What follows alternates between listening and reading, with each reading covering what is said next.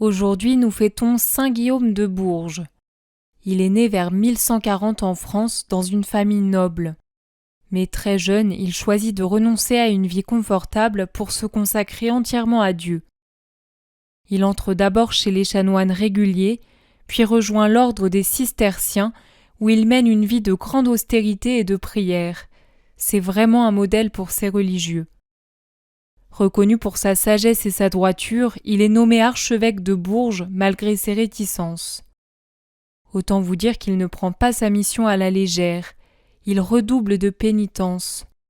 Par exemple, l'hiver comme l'été, il se contente de ses habits religieux, sous lesquels il porte continuellement le cilice, car il disait qu'il avait à expier non seulement ses propres péchés, mais encore ceux de son diocèse.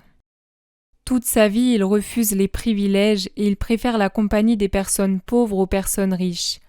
Il soigne les malades et il n'hésite pas à défendre la justice en s'opposant aux puissants qui agissaient injustement.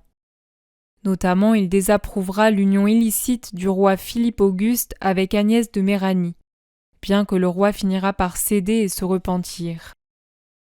Saint Guillaume participe activement à la réforme du clergé et à la lutte contre les abus.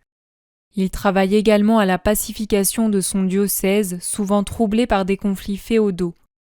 Sa patience est mise à rude épreuve, mais sa douceur triomphe de tout et lui gagne des cœurs rebelles.